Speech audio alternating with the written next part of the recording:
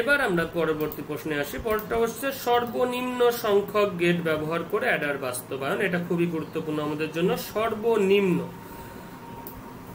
পয়েন্টটা নোট করি আমরা। সর্বনিম্ন সংখ্যক, আগের সমীকরণে আমরা দেখলাম যে আগের যে সমীকরণটা আমরা পেয়েছিলাম সরাসরি মৌলিক গেট দিয়ে বাস্তবায়নের জন্য সামের জন্য আমাদের 8টা গেট লেগেছিল, আবার একইভাবে মৌলিক গেট বাস্তবায়নের জন্য ক্যারির জন্য আমাদের গেট লেগেছিল 8টা। তাহলে সামের জন্য 8টা গেট, আবার ক্যারির জন্য 8টা গেট। এটা আমরা মৌলিক গেট। এখন আমরা সর্বনিম্ন অর্থাৎ 8-এর থেকে নিচেই কত ব্যবহার করা যায়, এর জন্য তুমি যৌগিক গেটও ব্যবহার করতে পারো। অবশ্যই আমরা যৌগিক গেট ব্যবহার করব, না হলে সর্বনিম্ন সম্ভব নয়। তাহলে সর্বনিম্ন গেট ব্যবহার করে বাস্তবায়ন যখন আমরা করব, সর্বনিম্ন বাস্তবায়নের ক্ষেত্রে আমরা সমীকরণটা দেখে নিই। ফুল অ্যাডারের ক্ষেত্রে সামের সমীকরণ এ প্রাইম বি প্রাইম এত আমরা জানি।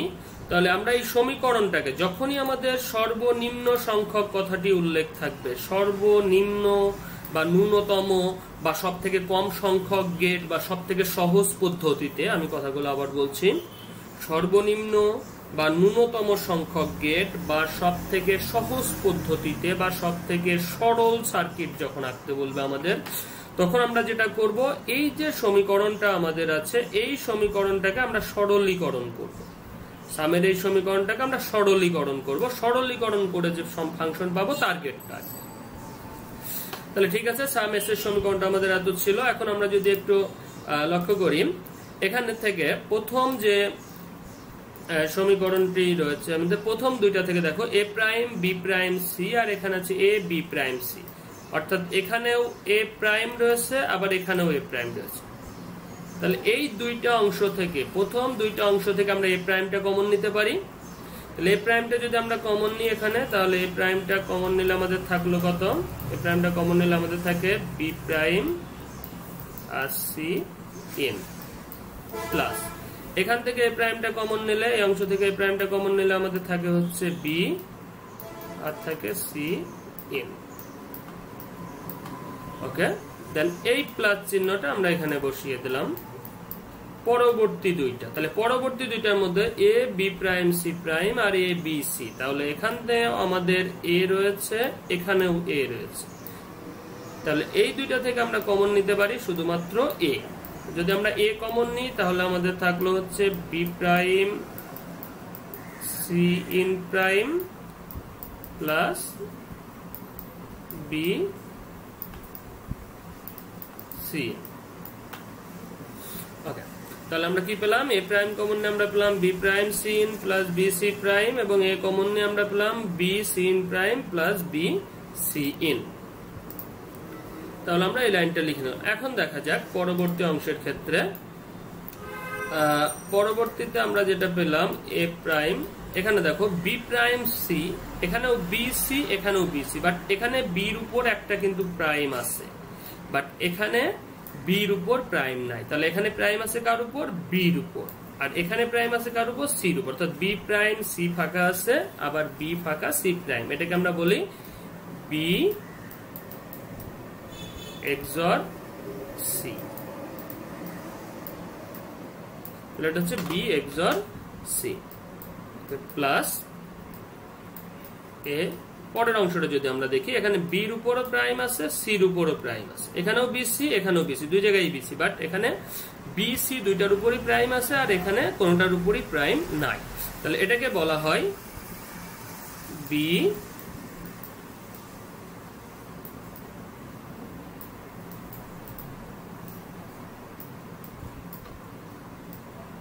এক্স নর সি।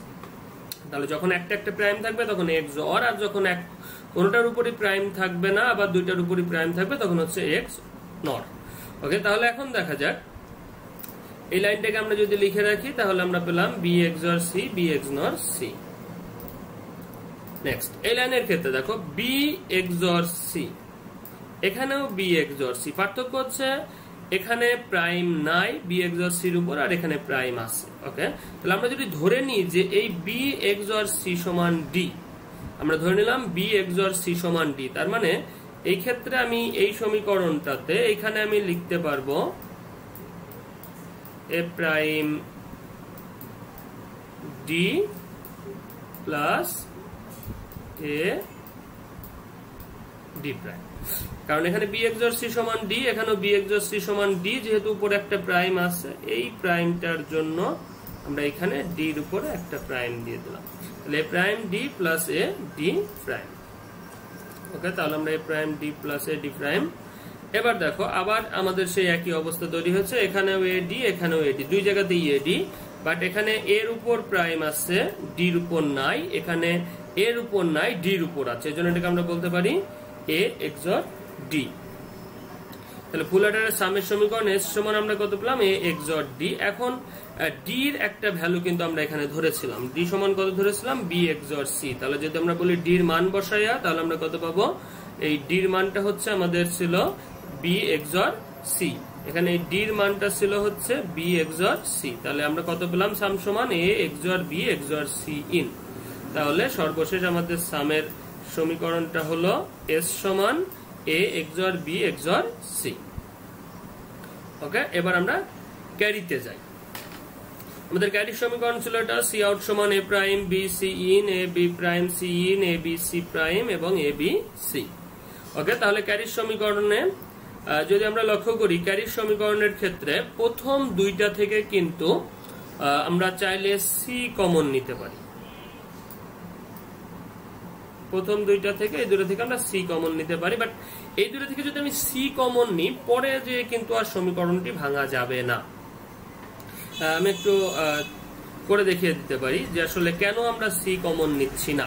যদি আমরা সি কমন নিতাম তাহলে আমরা এখানে সি ইন লিখতাম, ইন লিখে এখানে লিখতাম কত, এ prime B plus A B prime plus, এখান থেকে যদি আমি এই দুটা থেকে আমি খুব স্বভাবত এখানেও আছে এ বি, এখানেও আছে এ বি, দুটা থেকে আমি এ বি কমন নিতে পারতাম, তাহলে এ বি কমন নিলে আমরা নিতাম হচ্ছে C in prime plus C in. Okay, তাহলে এখানে পরবর্তী লাইনে আমরা আবার C in A prime B plus A B prime, এটাকে আমরা লিখতে পারতাম এ এক্সর বি প্লাস, পরের অংশ এখানে সি আর সি প্রাইম যোগ করলে হচ্ছে 1, তাহলে আমরা এখানে শুধুমাত্র নিতাম হচ্ছে এ বি। এরপরে কিন্তু আমাদের আসলে আর কোনো অপশন ছিল না, এখানেই আমাদের শেষ হয়ে যেত। এবং এক্ষেত্রে আমরা একটি বিশেষ গেট পেয়েছিলাম। সরল সার্কিট বা ন্যূনতম সার্কিট অঙ্কনের ক্ষেত্রে আমাদের সর্বদা চিন্তা রাখতে হবে যেন বিশেষ গেট ব্যবহার না করি আমরা, কারণ বিশেষ গেট মানে এটি 3 বা তারও বেশি গেটের সমন্বয়, অর্থাৎ একটা বিশেষ গেট ব্যবহার করা মানে মিনিমাম 3টা মৌলিক গেট ব্যবহার করা সমান। এই কারণে আমরা সবসময় চেষ্টা করব যে সরল সার্কিট অঙ্কনের ক্ষেত্রে আমরা বিশেষ গেট পরিহার করা।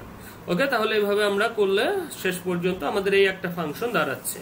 ওকে, আমরা দেখি আমাদের অন্য উপায়ে কিভাবে করা যায়।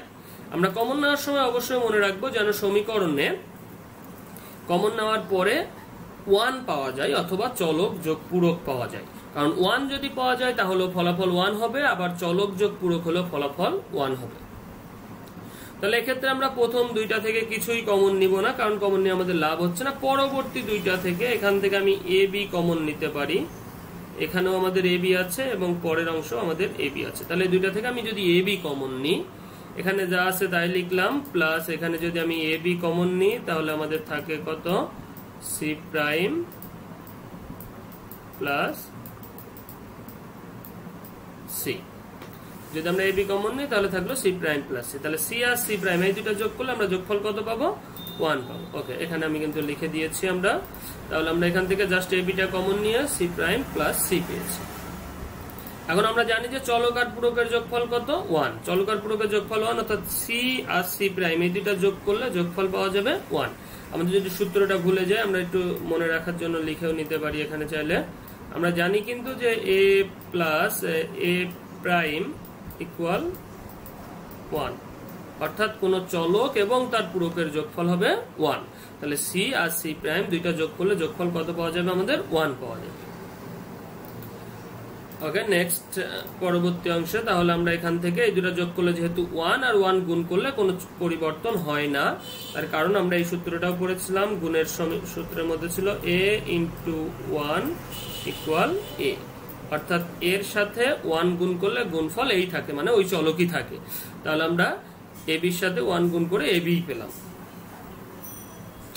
তাহলে আমাদের সমীকরণটা দাঁড়ালো এ prime B C plus A B prime C plus A B. এখন দেখা যাক আমাদের পরবর্তী ক্ষেত্রে, পরবর্তী অংশের মধ্যে দেখো এইখানে আমাদের এ রয়েছে, আবার এই সমীকরণেও আমাদের এ রয়েছে, দুইটা জায়গাতে আমাদের কত আছে এ। তাহলে এই দুটো থেকে আমি যদি এ কমন নিই তাহলে A prime B C prime, এখান থেকে এ কমন নিলে বি সি ইন প্লাস এখানে থাকলো শুধু বি।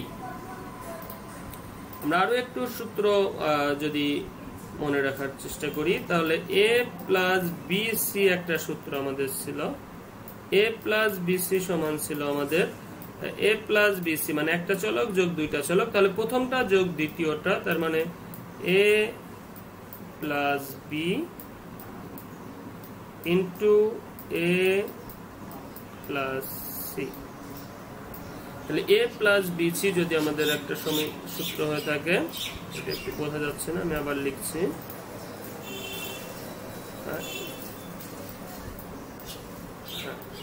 এ প্লাস বিসি, এ প্লাস বিসি একটা চলক যোগ দুইটা চলক যদি আমাদের থাকে তাহলে প্রথমটা যোগ দ্বিতীয়টা, যেমন এখানে আমরা এ প্লাস বি লিখেছি, প্রথমটা যোগ তৃতীয়টা মানে এ প্লাস সি।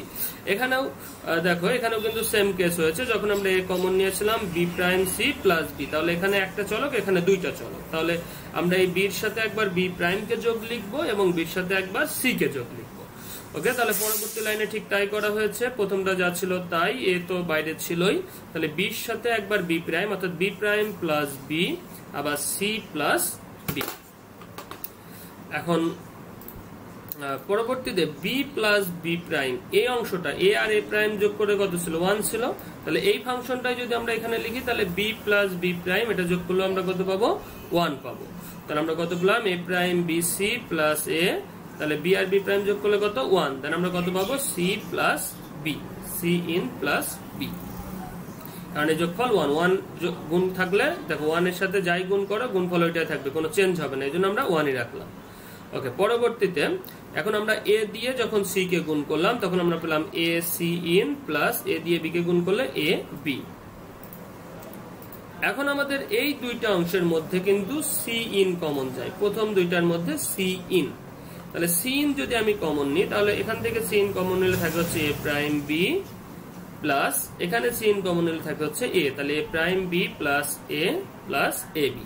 ওকে, তাহলে এখানেও আবার দেখো আমাদের সেই একই সূত্র পড়ছে, দুইটা যোগ একটা সূত্র অর্থাৎ এ প্লাস বি সি সূত্র, এই সূত্রটা আমরা আবার যদি ব্যবহার করি তাহলে এ প্রাইম প্লাস এ এবং বি প্লাস এ, তাহলে পরবর্তীতে এ প্রাইম প্লাস এ ইন্টু বি প্লাস এ আর এ প্রাইম, দুইটা এ আর এ প্রাইম যোগ করলে আমরা জানি পাওয়া যায় হচ্ছে 1, এ আর এ প্রাইম যোগ করলে 1, এই যে এই সূত্রটা আমরা যদি বিবেচনা করি এ আর এ প্রাইম যোগ করলে আমরা পাচ্ছি হচ্ছে 1 এবং সেই সাথে এই যোগফলটা 1 আর বি প্লাস এ তো থাকলোই, তাহলে C in B plus A plus A B. এখন যদি আমরা গুণ করে দিই তাহলে আমরা কত পাচ্ছি A C in plus B C in plus A B. তাহলে এটা হচ্ছে আমাদের ক্যারির সর্বশেষ সমীকরণ। সরলীকরণ করার পরে আমরা এই সমীকরণটা পেলাম এ সি বি সি এবং এ বি। এখন যদি আমরা সার্কিট অঙ্কনের কথা বিবেচনা করি তাহলে আমাদের ফুল অ্যাডারের সামের সমীকরণ ছিল এস সমান A XOR B XOR C এবং ক্যারির সমীকরণ সি আউট সমান আমাদের সি আউট সমান ছিল হচ্ছে এ সি বি সি এবং এ বি। তাহলে এখানে তিন ধরনের চলক ব্যবহার করেছে A B R C in, আমরা তিনটা নিয়ে নিয়েছি এ বি সি ইন। আমরা সামের সমীকরণ এস সমান এটা তৈরি করবো।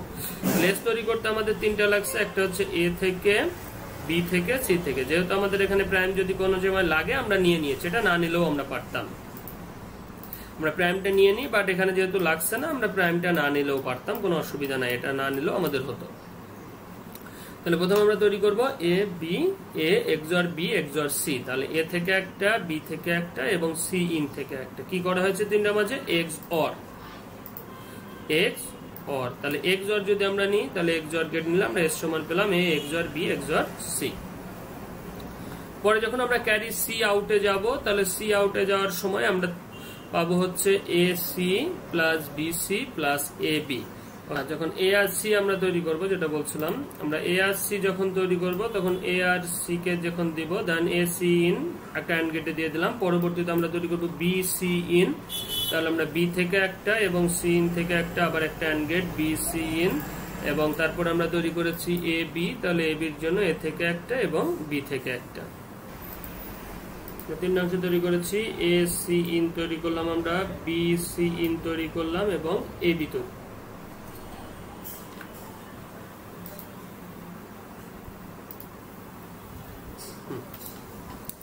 এ সি ইন তৈরি করলাম, বি সি ইন তৈরি করলাম এবং এ বি তৈরি করলাম। এবার এই তিনটাকে কি করা হয়েছে, যোগ করা হয়েছে। এই তিনটা অংশকে আমরা যোগ করেছি। তাহলে যোগ করতে হলে আমাদেরকে একটা কি গেট লাগবে, অর গেট। তাহলে তিনটাকে অর গেটে দিলাম, এখানে আমরা পেলাম সি আউট।